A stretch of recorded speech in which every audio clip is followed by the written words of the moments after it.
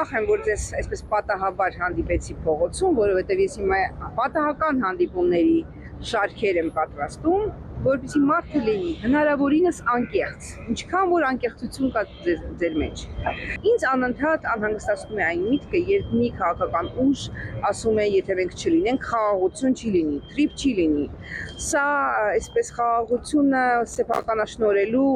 եւ իրենց մենաշնորհը դարձնելու միտումը, ես որ կուսակցությունը գնում եմ, հարցնում եմ, դուք որ լինեք, խաղաղություն լինելու է թե չէ, որպեսզի մարդիկ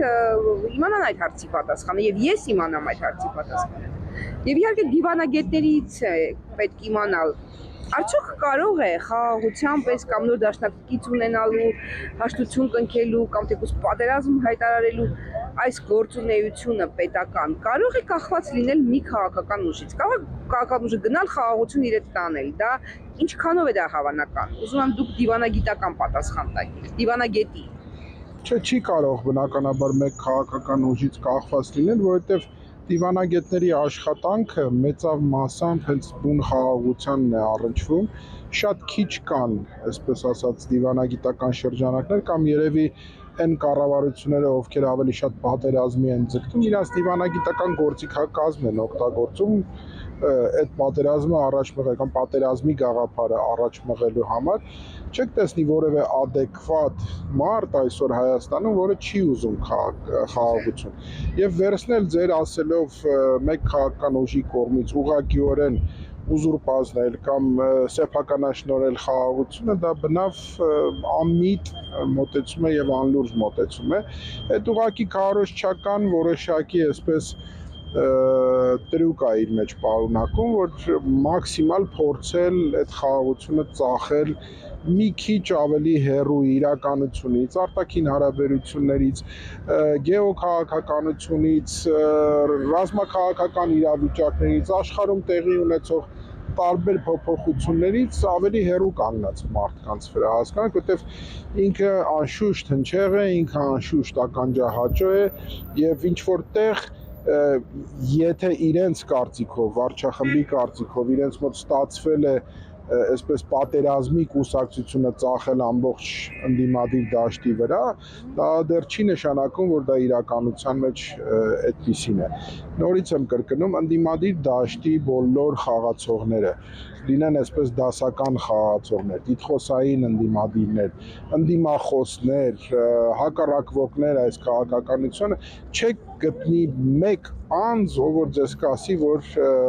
ալտերնատը Նիկոլի իշխանության պատերազմն է։ Չի կարող այդպիսի բան։ Այդ իրենք են, որ շարունակականության մեջ միշտ վտանգներ են տեսնում, հասկանում եք։ Զրոյից սկսողները։ Այդ զրոյի սպիտակ թերթից սկսողները, բայց չէ որ այդ ամեն ինչից առաջ ահռելի աշխատանք է տարվել եւ այդ աշխատանքը վերցնել, մանիպուլացնել, փաթեթավորել, լրիվ ուրիշ ձևով ներկայացնել այս հասարակությանը, ասելով որ ի բնե, ի ծնե այս գործընթացը դատապարտված է եւ Արցախը երբեք չէր կարող անկախ լինել կամ Հայաստանի հետ վերամիրավորված լինել, դա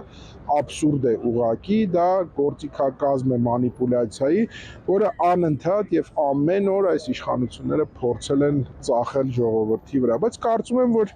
ճիշտ աշխատանքի դեպքում, մարդկանց ճիշտ բացատրելու դեպքում հնարավոր է փոխել այդ կարծրատիպը, որովհետև արդեն դա կամաց-կամաց դառնում է կարծրատիպ, այն առումով, որ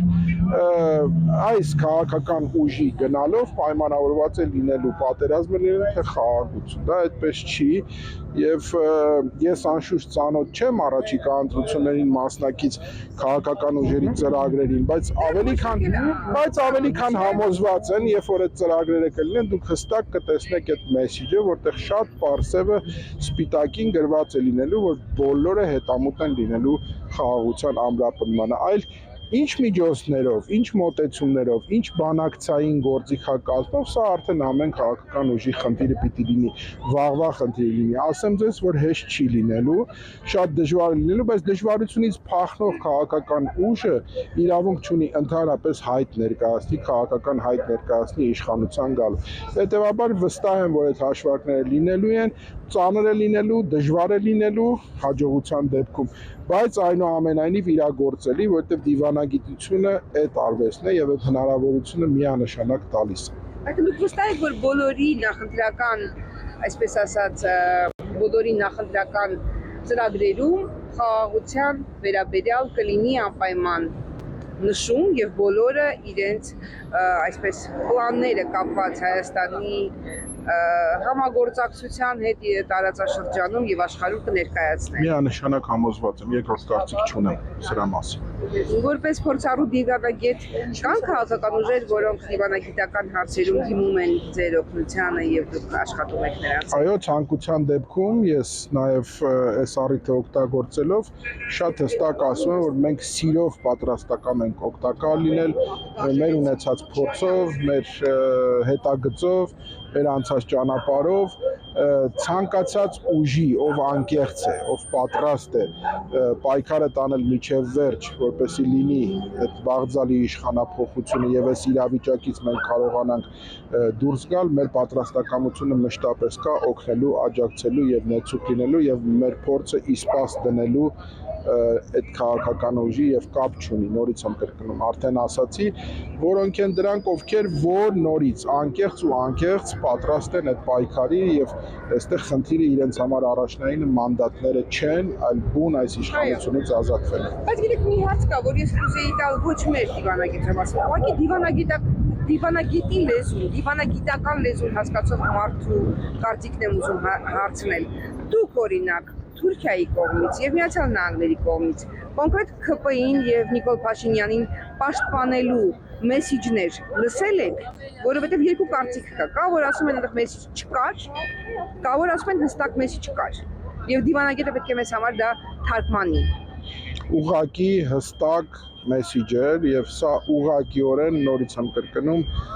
միջամտություն է Հայաստանի ներքին գործին երկու դեպքերում էլ Թուրքիան կլինի թե Միացյալ Նահանգները կլինի դա հստակ շատ հայտարարվել է հիմա որքան էլ փորձեն այս իշխանությունները փոխեն պարզ է չէ որ կա դիվանագիտական լեզու եւ այդ լեզուն կարդացողների համար իսկ մենք մեր համեստ փորձով կարող ենք այդ լեզուն կարդալ շատ հստակ մեսիջները ուղարկված են եւ ոչ միայն Անկարայից ոչ միայն Վաշինգտոնից այլ նաև եվրոպական տարբեր մայրաքաղաքներից։ Բաքվից մեսիջը միշտ կա։ Բաքվի համար ես առիթով ասել եմ կկրկնվեմ, այս իշխանությունը ուղղակի նվեր է։ Իրենց իսկ ուժերով ստեղծած իշխանությունը ուղղակի իրենց համար նվեր է։ Կօգտագործեն այնքան ինչքան որ իրենց պետք կլինի, մեկ օրում, մեկ վայրկյանում, մեկ ակնթարթում կհրաժարվեն այս իշխանությունից, եթե իրենց դա պետք չէ։